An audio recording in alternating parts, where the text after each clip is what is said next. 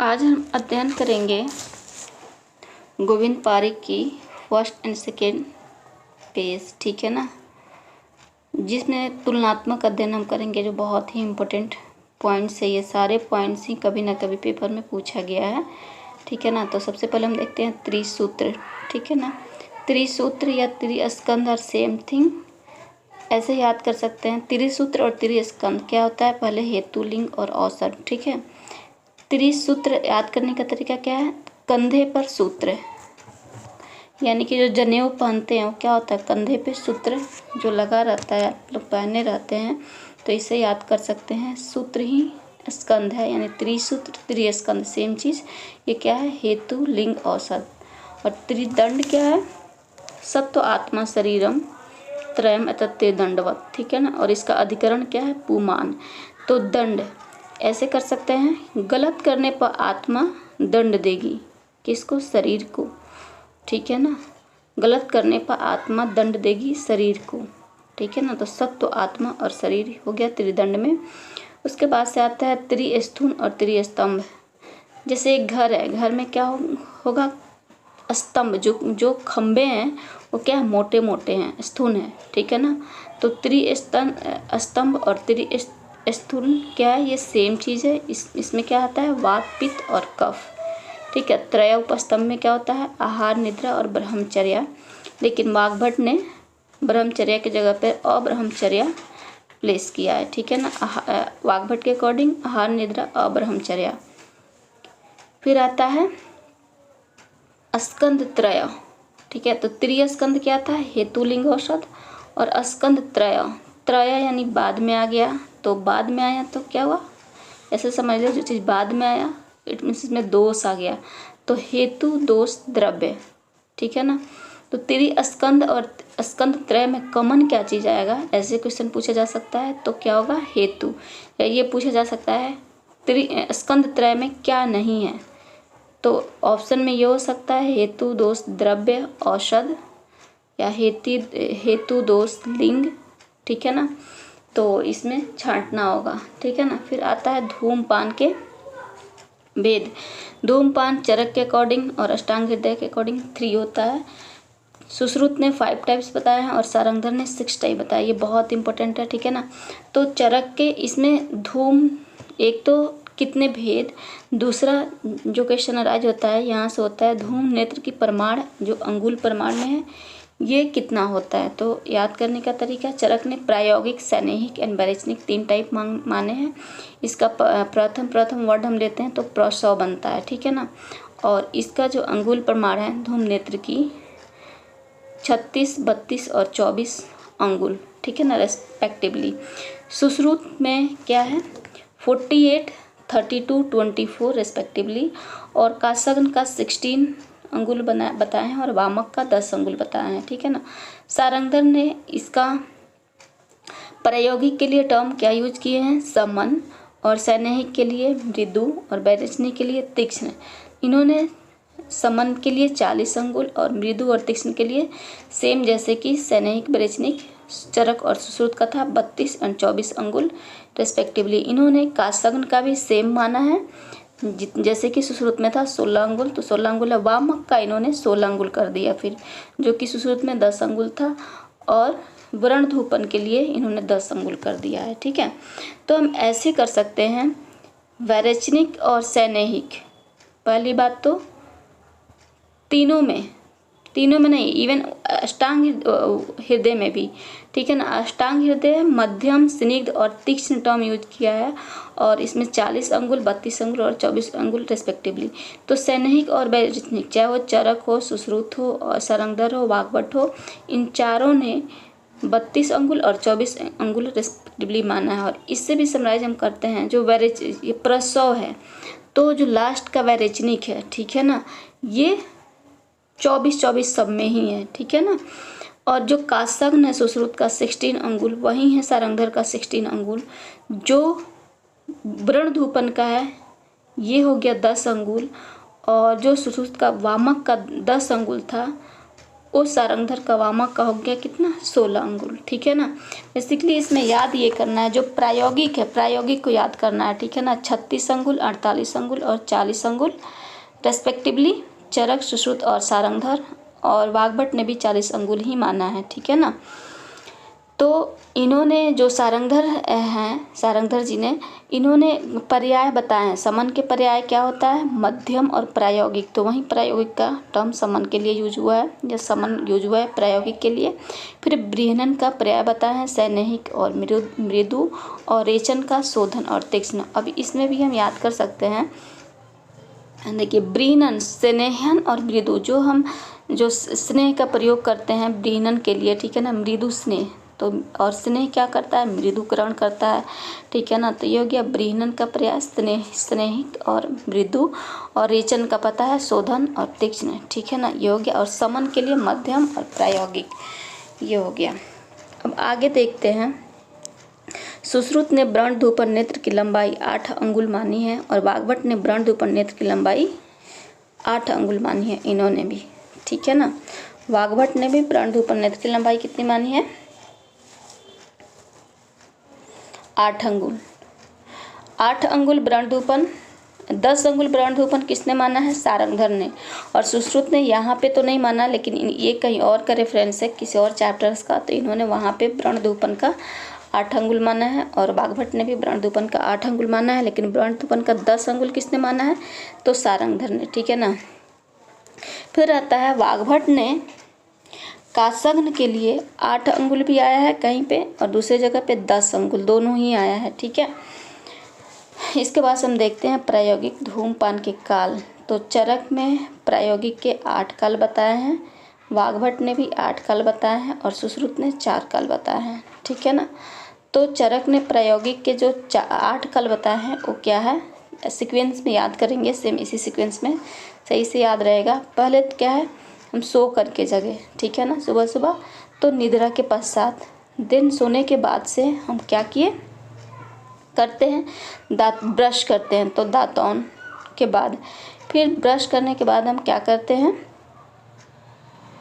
Brush करने के बाद हम क्या करते हैं, स्नान करते हैं। तो स्नान के बाद दिन भोजन करते हैं, भोजन के बाद दिन उसके बाद से भोजन जो हम किए वो अच्छा नहीं लगा, ठीक है ना, तो वमन हो गया, ठीक है ना। वमन के बाद से क्या, छींक आया। तो छींक के बाद देन उसके बाद से फिर नस्य एवं अंजन के बाद, ठीक है ना, नस्य और अंजन के बाद। तो ये हो गया हमारा टोटल 8 हो गया। फिर वाग्भट ने टोटल जो बताए हैं वो 24 बताए हैं, ठीक है ना, धूमपान के काल, जिसमें 8 है प्रायोगिक के, और 11 है मृदु के, और तीक्ष्ण के है 5। सुश्रुत ने 12 जो बताया है वो प्रसव, प्रायोगिक, सैन्यहिक और बरिचनिक का जो काल है, इन्होंने 4, 5 और 3 रिस्पेक्टिवली बताया है, ठीक है ना। अब इसमें क्या है, जो प्रायोगिक है, अब इस याद करेंगे कोडिंग से इसको। प्रायोगिक ने जो 4 काल बताया है, पहला क्या है, स्नान, ठीक है ना। स्नान के बाद क्या है, पहला क्या है, दंत प्रक्षालन, ठीक है ना, दांत धोना। उसके बाद से स्नान, देन उसके बाद से भोजन करना, देन शस्त्र कर्म उपरांत। ऐसे हम बोल सकते हैं प्रायोगिक जो प्रैक्टिकल जो पेपर है किसका, सुश्रुत का। इसमें क्या किया गया, सबसे पहले एक बंदा उठता है जो दांत धोता है, देन स्नान करता है, देन भोजन करने के बाद से क्या करता है, शस्त्र कर्म करने के लिए, यानी शस्त्र कर्म जो सुश्रुत का उसका प्रायोगिक परीक्षा देने के लिए जाता है, ठीक है ना। तो ये 4 हो गया सुश्रुत में। फिर आता है सैन्यहिक में 5। सैन्यहिक में 5 क्या है, समुद्र त्याग, मैथुन, च्वैथु, हंसने, क्रोध के बाद। ये सारे क्या है, अधारणीय वेग है। और हमें पता है वेग धारण से क्या होता है, वात की वृद्धि होती है, और वात का समन किससे होता है, स्नेहन से, ठीक है ना। तो इसलिए स्नेहिक यहाँ पे मूत्र त्याग, मैथुन, स्वथु, हंसने, क्रोध के बाद हो गया। फिर आता है बरेचनिक स्नान, दिवा, स्वप्न व छर्दी के पश्चात, ठीक है ना। इसमें हम देखते हैं प्रायोगिक और बरेचनिक दोनों में क्या है, स्नान कॉमन है। इसके अलावा हम ये भी देखते हैं कि प्रायोगिक, सैन्यहिक तथा बरेचनिक का जो दैनिक काल है, जो कि इसमें नहीं दिया गया। दैनिक काल का मतलब एक दिन में कितने बार देना चाहिए, ये हो गया प्रसव रेस्पेक्टिवली 2 बार, 1 बार, और 3 या 4 बार, यानी कि प्रायोगिक में 2 बार, स्नेहिक 1 बार और वैरेचनिक 3 से 4 बार, 3 बार या 4 बार रिस्पेक्टिवली, ठीक है ना। फिर हम यही देखेंगे जो कि इस बुक में नहीं दिया गया है, रूट ऑफ धूम्रपान क्या है, ठीक है। तो हम सबसे पहले देखते हैं मुख से कौन कौन सा लेते हैं धूम, कासग्न और वामक। अब याद करने का तरीका, मुख से हम खांसते भी और रोमन भी करते हैं। फिर आता है उभय का, देखेंगे 2 है, मुख, नासा और उभय 3 है, ठीक है ना। तो मुख का हमने देख लिया, कासग्न और वामक। उभय में क्या है, स्नेही, क्योंकि हम उभय से दोनों लेते हैं, स्नेह हम उभय दोनों से लेते हैं, एक माउथ के जरिए भी स्नेह लेते हैं और नीचे स्नेह की बस्ती लेते हैं, ठीक है। रिमेनिंग का क्या बच गया, प्रायोगिक और वैरेचनिक, ये हम नासा से लेते हैं, ठीक है। तो ये रहा हमारा रूट ऑफ धूम्रपान। फिर हम आगे चलते हैं। अब हम देखते हैं बहुत इंपॉर्टेंट पॉइंट, क्या, निद्रा के भेद। निद्रा के भेद चरक ने 6 बताया है, सुश्रुत ने जस्ट इसके हाफ कर दिए हैं 3, और वाग्भट ने 7 बताए हैं। अब ये एक एक करके देखते हैं क्या क्या है। चरक के अकॉर्डिंग जो 6 है वो है तमोभवा फर्स्ट, देन श्लेष्म समुद्भवा, थर्ड मना शरीर श्रम संभवा, ठीक है। फिर आगंतुकी, देन व्याधि अनुवर्तिनी, देन रात्रि स्वभाव प्रभवा। तमोभवा क्या है, तमोभवा को पापों का मूल कहा गया, ये प्रलय या मृत्यु के टाइम में आता है, ठीक है ना। श्लेष्म समुद्भवा यानी कि कफ के वृद्धि की वजह से जो होता है। मना शरीर श्रम संभवा, जो काम या आयास श्रम करने के बाद थकान होती है उसके बाद जो नींद आती है। आगंतुकी यानी कि जो आगंतुक कारणों की वजह से। व्याधि अनुवर्तिनी, जो व्याधि की वजह से हुआ। रात्रि स्वभाव, जो रात्रि में स्वाभाविक जो हम सोते हैं जो निद्रा आती है वो रात्रि स्वभाव प्रभाव। इसमें याद यह रखना है कि तमोभवा को पापों का मूल कहा गया है और रात्रि स्वभाव को भूत धात्री कहा गया है, ठीक है। वाग्भट ने सेम ऐसे ही रखे हैं, वाग्भट जी ने, बस मना शरीर श्रम संभवा को क्या बोले हैं, अलग अलग कर दिए हैं। मना को अलग कर दिए हैं और शरीर श्रम संभवा को अलग कर दिए हैं, तो ये हो जाता है 7। और सुश्रुत जो 3 रखे हैं ये वैष्णवी, वैकारिकी और तामिसी है, ठीक है ना। तामिसी का दूसरा सिनोनिम क्या है, मन अवबोधिनी, ठीक है ना, जो मृत्यु के समय आया, इसी को इन्होंने बोला। चरक ने तमोभवा बोला और इन्होंने तामसी रख दिया, और इसका सिनोनिम दूसरा क्या है, अनअवबोधिनी। फिर हम देखते हैं दधि के भेद। सुश्रुत ने 7 बताया है और 3 भी बताए हैं, ठीक है ना। सुश्रुत 3 और 7 दधि के टाइप बताए हैं, और भाव प्रकाश ने 5 बताए हैं, ठीक है ना।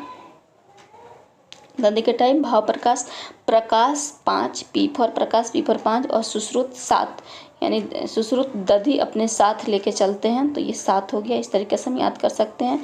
फिर यहीं पर हम याद कर लेते हैं, बहुत इंपॉर्टेंट है जो कि यहाँ नहीं दिया गया है, तक्र के टाइप।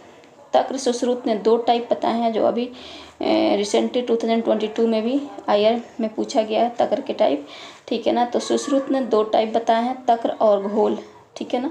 चरक ने 3, रुक्ष, अर्धस्नेह और पूर्ण स्नेह। भाव प्रकाश ने फर्दर जो तक्र का जो टाइप बताए हैं 5 बताए हैं, जिसमें तक्र हो गया घोल, मथित, छच्छिका और उद्रिक्त, ठीक है ना। तो छच्छिका बहुत इंपॉर्टेंट है, किसने बताया है, भाव प्रकाश ने छच्छिका। इसके बाद से आता है अधारणीय वेग, ठीक है। अधारणीय वेग की संख्या चरक ने 13 बताया है और वाग्भट ने भी 13 बताया है। एक डिफरेंसेस ये है कि सबसे पहले हम चरक के अकॉर्डिंग देखते हैं, फिर हम डिफरेंस देखेंगे कि चरक के अकॉर्डिंग, वाग्भट के अकॉर्डिंग जो 13 ये है अधारणीय वेग, वो क्या है, वात बीड़ मूत्र छ्व तीर्थ क्षुदाम, निद्रा का श्रम श्वास जृंभ अश्रु छर्दी रेतसाम, ठीक है ना।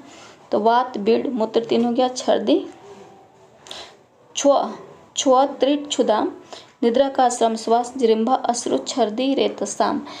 चरक ने कास के जगह पे उद्गार का वर्णन किया है, लेकिन वाग्भट जी ने भी, जब श्लोक में तो इनका ये है, लेकिन जब वो एक्सप्लेन करते हैं, वर्णन करते हैं, तो वहाँ पे उन्होंने उद्गार का भी वर्णन किया है, ठीक है ना। फिर आता है स्नेह की प्रविचारणाएं। ये चरक के अकॉर्डिंग 24 और 64 होता है, वाग्भट के अकॉर्डिंग 64 होता है, और काश्यप ने बहुत कम बताया है, 20 प्रविचारणाएं बताया है, क्योंकि बच्चों में ज़्यादा हम स्नेह नहीं दे सकते हैं तरीके से, क्योंकि वो हर चीज़ फिजिबल नहीं है उसको खिलाना किसी चीज़ में मिला करके। पर विचारना है क्या है, जब हम जो अच्छा स्नेह या जो ऐसे स्नेह नहीं ले पाते हैं तो उसको क्या करते हैं हम संस्कारित करके ये बोल सकते हैं किसी और चीज़ में मिला करके या उसके कॉम्बिनेशन मिला करके देते हैं, ठीक है ना। ये हो गया प्रविचारणा है। तो चरक के अकॉर्डिंग 24 है और 64, दो है 24 और 64, और वाग्भट के अकॉर्डिंग 64 है, जिसमें 63 क्या है, जो रस का रसानुसार 63 है, प्लस एक अच्छा पान है, ठीक है ना, जो शुद्ध पान हम जो बिना कुछ अडल्ट किए बहुत कम मात्रा में जो लेते हैं इसलिए वो हो गया। तो 63 जो होता है वो रसों के अनुसार जो परम्यूटेशन कम्बिनेशन के थ्रू जो कम्बिनेशन बनता है वो 63 बनता है। जैसे मधुर अम्ल, मधुर तिक्त, मधुर कषाय, इस तरीके से 2 रसों का कम्बिनेशन बनेगा, फिर 3 का, फिर 4 का, फिर 5 का, इस तरीके से जितने परम्यूटेशन कम्बिनेशन बन सकता है ये टोटल 63 बनेगा।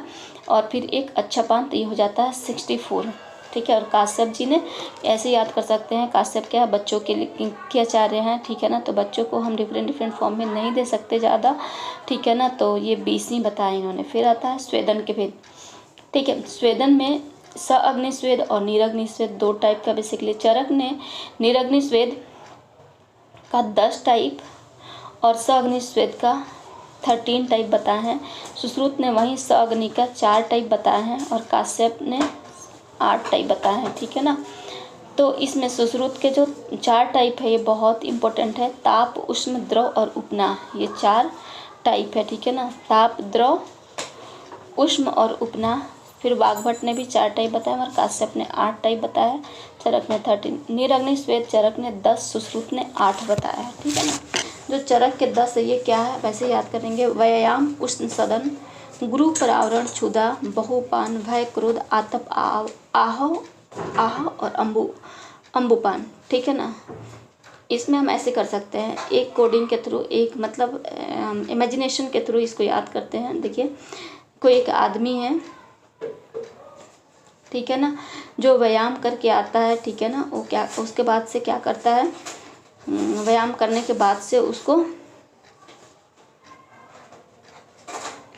व्यायाम करता है, ठीक है ना, अपने वेट को लूज करने के लिए, ठीक है, व्यायाम करता है। उसके बाद से भी और क्या करता है, स्वेटिंग जैसे बढ़ाना है तो अब क्या करता है, लोग कहता है ना कि व्यायाम कर रहे हो जितना ज़्यादा स्वेटिंग होगा उतना ज़्यादा जल्दी वेट लूज होगा। तो व्यायाम किया, फिर उसके बाद से उसका वेट लूज नहीं हो रहा तो व्यायाम करने के बाद से उष्ण सदन, उसके बाद से उसमें गर्म कपड़े उष्ण सदन करता है। उसके बाद से क्या होता है, गुरु परावरण, मोटे वस्त्र से ढक लेता है। फिर उसके बाद से उसको भूख लगती है, ठीक है ना, जब ये सब कर लेता है या जिम के बाद क्या भूख और प्यास लगता है बहुत तेज़, तो फिर उसके बाद से क्षुधा और बहुपान, ये सब करने के बाद से फिर उसको क्या होता है, भय होता है। किसको, अपनी माँ से भय होता है कि हम ये सारा काम कर रहे हैं तो मेरी माँ अब डांटेगी, ठीक है ना। तो भय होता है, फिर क्रोध आता है उसके बाद से कि ऐसा मैंने क्यों किया, ये हमें नहीं करना चाहिए, ठीक है ना। उसके बाद से क्रोध आने के बाद से क्या करता है वो, पहले ढेर सारा पानी पीता है, अम्बुपान। फिर उसके बाद से क्या करता है, आग पे हाथ सेंकता है, आतप, आह, फिर उसके बाद से लड़ाई के लिए चला जाता है, ठीक है। तो ऐसे याद हम कर सकते हैं, व्यायाम, उष्ण सदन, गुरु पर आवरण, क्षुधा, बहुपान, भय क्रोध, अम्बुपान, आतप और आह, ठीक है ना। ये रहा। अष्टांग संग्रह ने 9 माने हैं और अष्टांग हृदय ने 10 माने हैं, ठीक है ना। क्या माने हैं ये, शिरोरोग की संख्या। अब हम शिरोरोग की बात करेंगे। स्वेदन के बारे में सिर्फ दो नहीं, वाग्भट, काश्यप, सुश्रुत और चरक 4 का हमने देखा ना। चरक ने अग्नि 13, सुश्रुत ने 4 और वाग्भट ने 4, काश्यप ने 8। फिर निरग्नि में चरक ने 10, सुश्रुत ने 8 ही माना है, ठीक है। फिर आता है, अब हम देखेंगे शिरोरोग के बारे में। शिरोरोग चरक ने 5 माना है और सुश्रुत ने 11, ठीक है ना। 5 में क्या क्या माने हैं चरक ने, वातज, पित्तज, कफज, सन्निपातज एंड क्रीमिज शिरोरोग इन्होंने माना है। सुश्रुत ने अबव जो चरक के 5 है उसके बाद क्षयज, ठीक है ना, 6 एक्स्ट्रा क्या माने हैं, क्षयज हो गया। उसके बाद से सूर्यावर्त, अनंतवात, अर्धावेदक, शंखक, ठीक है ना। 1 2 3 4 5 6 7 8 9 10 11वां कौन सा है, यानी वातज, पित्तज, कफज, सन्निपातज, क्षयज, कृमि, सूर्यावर्त, अनंतवात, अर्धाभितक और संखक। ठीक है ना। माधव ने 11 बाण माने हैं और वाग्भट ने कितना 10 माने हैं। ठीक है ना। हृदय रोग के बारे में वर्णन करते हैं। हृदय रोग चरक ने 5 माना है, वातज, पित्तज, कफज, सन्निपातज और क्रीमीज। ठीक है ना। सेम लाइक चरकोक्त सिरोरोग और हृदय रोग बिल्कुल सिमिलर है, वातज, पित्तज, कफज, सन्निपातज और क्रीमीज। फिर सुश्रुत ने लेकिन हृदय रोग 4 ही माने हैं, सन्निपातक इन्होंने नहीं माना है। ठीक है ना। फिर आता है प्रमेह पीड़िका। प्रमेह पीड़िका चरक ने 7 माने हैं। ठीक है ना। काश्यप ने 8, भोज ने 9 और सुश्रुत वाग्भट ने 10 माना है। ठीक है ना, दोनों ने। तो हम एक एक करके देखेंगे क्या किसने माना, क्या हटाया, क्या बढ़ाया। ठीक है। चरक ने 7, काश्यप ने 8, फिर भोज ने 9, सुश्रुत और वाग्भट ने 10। तो अब इसे हम याद करेंगे। सबसे पहले जो चरक का जो 7 है, इसमें कफज क्या है, सराविका, कच्छपिका और जालिनी। फिर पित्तज क्या है, सरसपी, अलजी, बिनता, बिद्रदी। सरसपी, अलजी, बिनती, बिद्रदी। तो ये टोटल कितने हो गए, 4, 3, 7 हो गए। ठीक है। काश्यप ने 8 माना है, ये चरक का 7 प्लस इन्होंने अरुणसिका। अब हम इसे याद कैसे करेंगे। काश्यप क्या है, बच्चों के क्या है, आचार्य हैं। बच्चों के बालों में हम क्या देखते हैं, जो फाउंटेनल में शुरू में जो बच्चों को ज़्यादा लोग नहीं नहलाता है, तो वहाँ पे ऑयलिंग करने से वहाँ पे गंदगी बैठ जाती है, अरुणसिका, फुंसियाँ आने लगती है छोटा छोटा। ठीक है ना। तो ये हम बोल सकते हैं काश्यप के साथ क्या है, अरुणसिका। ठीक है। फिर आता है क्या 9th में भोज ने बिनता को नहीं माना है। ठीक है ना। बिनता के जगह पे इन्होंने कुलत्थिका रखा है। चरक वाले तो सारे रहेंगे, बस बिनता को के जगह पे कुलत्थिका कर लिया और ऐड क्या कर लिया इन्होंने, पुत्रिणी और बिदारिका। अब हम इसे याद कैसे करेंगे कि कहाँ राजा भोग, कहाँ गंगू तेली। ठीक है ना। तो भोज है वो बिनती नहीं करते, जो राजा है ये भाई, तो ये बिनती नहीं करते, बिनता के जगह पे कुलत्थिका रख दिया और पुत्रिणी बिदारिका। ठीक है ना। तो जो भोज हैं ये अपने पुत्री को विदा किए तो बिनती नहीं किए, कुलत्थिका को ऐड कर लिए। ठीक है ना। कुलत्थिका को ऐड कर लिए, बिनती नहीं किए और पुत्री को विदा किए। ठीक है ना। फिर जब अपने पुत्री को विदा किए तो फिर 10 आता है सुश्रुत और वाग्भट। इन्होंने क्या किया, मसूरिका, पुत्रिणी और बिदारिका। ठीक है ना।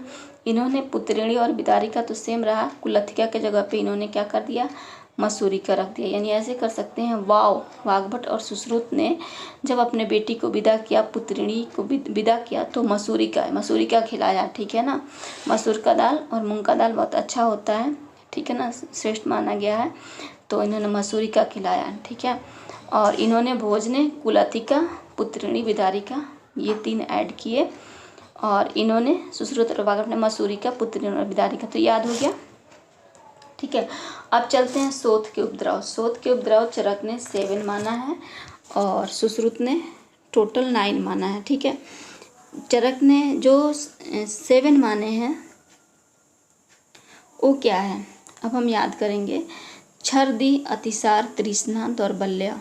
एक पेशेंट है या एक आदमी है जिसको क्या हो जाता है, मुंह और दस्त दोनों स्टार्ट हो जाता है, मुंह चलना और दस्त होना। ठीक है ना। छर्दी और अतिसार दोनों हुआ एक साथ, इससे क्या होगा, डिहाइड्रेशन होता है, तृष्णा हो गया और दौर्बल्य बहुत ज़्यादा होगा। वीकनेस से अग्निमांदे वाली कंडीशन हो जाती है, तो इसकी वजह से क्या हो गया, उसको ज्वर आ गया। ज्वर के बाद से खाने का कुछ मन नहीं करता है, भूख में अग्निमांद रहती है, तो अरुचि हो गया। अरुचि के बाद से उसको क्या हो जाता है, बाद में कॉम्प्लिकेशन के फॉर्म में श्वास रोग की उत्पत्ति हो जाती है। ठीक है। तो ऐसे हम याद कर सकते हैं, छर्दी, अतिसार, तृष्णा, दौर्बल्य, ज्वर, अरुचि और श्वास। और सुश्रुत में ने 9 माना है, 7 चरक वाले प्लस 2 हिक्का और कास। तो ऐसे बोल रहे हैं भाई सुश्रुत हैं, सुश्रुत जी है, तो ये तो हक है, इनका हक है कि इनका ज़्यादा क्या हो, उपद्रव हो, क्योंकि सर्जरी करते हैं तो इसमें हिक्का और कास आ गया। यानी कि बेसिकली हम जहाँ भी पढ़ते हैं तीनों कॉमनली पढ़ते हैं, हिक्का, कास, श्वास। तो हिक्का और कास ने चरक सुश्रुत में आ गया और श्वास आ गया किसमें, चरक जी में। ठीक है, अब हम देखते हैं इसके बाद अंतर विद्रधि के स्थान। चरक ने 9 माना है और सुश्रुत ने 10। चरक के अतिरिक्त जो गुदा प्रदेश को माने हैं सुश्रुत ने। ठीक है ना। फिर हम देखते हैं आग्रेय द्रव। आग्रेय द्रव चरक ने 152 माना है और संग्रह 155 और हृदय 55। 1 हटा दो तो 55 हो जाएगा। ठीक है ना, हृदय में। और चरक में 152। और ये 152 कैसे याद कर सकते हैं, 1 + 5 + 2 = 8 होता है। 8 स्थान होता है चरक में। ठीक है ना, तो ये कभी इंसान नहीं भूल सकता है कि हम जोड़ने के बाद से 8 आए। ठीक है ना, तो 152 होगा इसका। और अष्टांग संग्रह का 155, हृदय का 1 हटा दो 255। ठीक है, फिर उसके बाद से क्या है, कल्पनाएं। अब हम कल्पनाएं देखते हैं। चरक ने 5 कल्पनाएं बताई हैं, सुश्रुत ने 6 और काश्यप ने 7। ठीक है, तो सुश्रुत के जरिए जो 5 है वो क्या है, स्वरस, कल्क, क्वाथ, शीत और फांड। ठीक है, चरक ने सुश्रुत ने एक एक्स्ट्रा क्या बताया है, क्षीर कल्पना, और वो स्वरस से भी पहले रखे हैं। और ये सीक्वेंस में याद रखना इम्पोर्टेंट है, क्योंकि ये बताया गया है कि उत्तरोत्तर जो कल्पनाएं हैं वो क्या हो जाती हैं, लघु होती जाती हैं। तो क्षीर कल्पना सबसे गुरु होंगी और फांड सबसे लघु। फिर उसके बाद से काश्यप ने 7। तो चरकोक्त जो है वो 5 + चूर्ण और अभिसव, ये इन्होंने ऐड कर लिया। अब ये याद कैसे करेंगे, काश्यप क्या बोलते हैं, काश्यप जी अभी चाहिए, मुझे अभी चाहिए, अभिसव और चूर्ण अभी चाहिए, अभी चाहिए, क्या चाहिए, बेबी। ठीक है ना, क्योंकि ये बच्चों क्या चाह रहे हैं, अभी चाहिए, अभी चाहिए। तो चरकोक्त 5 + अभी चाहिए, अभी चाहिए, अभिसव और चूर्ण हो गया। ठीक है, फिर हम देखते हैं मधु के भेद। मधु के भेद चरक ने 4 माने हैं और सुश्रुत ने 8 माने हैं। ये टाइप ही बहुत इंपॉर्टेंट है। अब ये जो चरक वाले 4 है ये क्या है, पौतिक, भ्रामर, छौद्र और माक्षिक। तो हम इसको ऐसे याद कर सकते हैं, पीला भौरा, छोटा माक्षिक, यानी कि एक पीला भौरा है जो छोटे माक्षिक की तरह है। ठीक है ना, तो पीला भौरा, छोटा माक्षिक। तो पीला से पैतिक, भौरा से भ्रामर, छोटा से छौद्र और माक्षिक से माक्षिक। ठीक है, सुश्रुत ने जो 8 बताए हैं चरकोक्त 4 प्लस इन्होंने दाल, आधर्य और दालक और छात्र, ये 4 माना है। अब इन 4 को कैसे याद करेंगे, ऐसे याद कर सकते हैं, चरक ने उद्यमी आधा छात्र दल को नहीं बताया। ठीक है ना, तो चरक ने ये काट दो, को नहीं बताया काट दो, तो उद्यमी आधा छात्र दल, यानी कि जो छत्ते थे शहद के, इसमें आधा बहुत उद्यमी थे। ठीक है ना, बहुत ही उद्यमी थे, उद्यम मचाने वाले थे, तो इन्होंने आधा छात्र दल को नहीं बताया। तो उद्यमी से औदालक, आधा से आधर्य, छात्र से छात्र और दल से दाल। ठीक है ना, तो दाल, आधर्य, औदालक और छात्र, उद्यमी आधा छात्र दल। ठीक है, ये हो गया। आहार के भेद हम देखते हैं। आहार के भेद में चरक ने 4 टाइप बताए हैं। ये क्या है, सुश्रुत ने भी 4 टाइप बताए हैं। असित, खादित, पीत और लीड। भावप्रकाश ने 6 बताए हैं। सारंगधर ने भी 6 बताए हैं। इसमें चौष्य, चर्व्य पृथक से माने हैं। ठीक है, ऐसे याद कर सकते हैं। भाषा चाचा ने 2 एक्स्ट्रा बताया, भाव प्रकाश और सारंगधर। भाषा चाचा ने 2 एक्स्ट्रा बताया, वो क्या है, चौष्य और चर्व्य। ठीक है ना, भाषा चाचा। इसके बाद से कुक्षी के भेद, ये भी बहुत इंपॉर्टेंट है। चरक ने 3 माना है, वाग्भट ने 4 माना है और काश्यप ने भी 4 माना है। जो चरक ने त्रिविध कुक्षी अध्याय से एक अध्याय को वर्णन किया सुश्रुत में। ठीक है ना, तो ये जो 3 भाग जो बताए हैं कुक्षी का, जिसमें 1/3 दोष के लिए, 1/3 द्रव के लिए और 1/3 वात के लिए डिवाइड किया इन्होंने। और वाग्भट ने जो 4 बताया है, जिसमें 2 पार्ट दोष के लिए, 1 पार्ट द्रव के लिए और 1 पार्ट क्या है, वात के लिए रखा है। फिर इसी तरीके से काश्यप ने 4 बताया है। ठीक है ना, कुक्षी के भेद। तो इन्होंने 2 पार्ट सॉलिड आहार के लिए, 1 पार्ट लिक्विड के लिए और 1 पार्ट वात के लिए बताया है। फिर इसके बाद से आता है उदावर्त। उदावर्त यानी कि चरक ने 6 माने हैं और सुश्रुत ने 13 माने हैं, काश्यप ने 6 माने हैं। ठीक है ना, तो चरक जो 6 माने हैं ये वात, मूत्र, पुरी, शुक्र, छर्दी, छ्वथु। ठीक है ना, कितना हुआ, वात, मूत्र, पुरी, शुक्र, वात मूत्र पुरी शुक्र, ये 4 क्या है, अधो वाले हो गए, अधोगत, ठीक है ना। तो इनके रोकने से क्या हुआ, उदावर्त होता है। वात मूत्र पुरी शुक्र के रोकने से फिर आता है छर्दी और छ्वथु, ठीक है ना। इनके रोकने से भी क्या होता है, उदावर्त होता है। इन्होंने बताया छर्दी और छ्वथु। सुश्रुत ने जो 13 बताए हैं वो क्या बताए हैं, 13 आधारणीय वेग से, ठीक है ना। 13 आधारणीय वेग से जो ये होता है, क्या बोलता है, उदावर्त होता है, इन्होंने ये बताया है। फिर काश्यप ने कितना 6 माना है, भेल ने 4 माना है, ठीक है ना, उदावर्त के टाइप। फिर शुक्रदोष आता है, शुक्रदोष चरक ने 8 माने हैं और ये बहुत इंपॉर्टेंट है। इसके बाद से सुश्रुत ने 11 माने हैं, ठीक है ना। तो चरक ने जो 8 माने हैं शुक्रदोष, ये क्या है हम देखते हैं। फेनिलम तनु रुक्षम विवर्णम पुति पिच्छिलम अन्य धातु मिश्रित औषाधि, ठीक है ना। फेनिल हो तनु रुक्ष, विवर्ण हो गया, पुति इसमें लग गया, पिच्छिल यानी चिपचिपा हो गया, अन्य धातु मिश्रित हो गया और औषाधि हो गया, ठीक है। सुश्रुत ने जो 11 माने हैं, इसमें 4 साध्य, 5 कष्ट साध्य और 2 असाध्य माने हैं।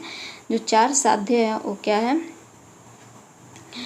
वातज पित्तज कफज सनिपातज और रक्तज, जो दोषज है, ठीक है ना, ये साध्य है।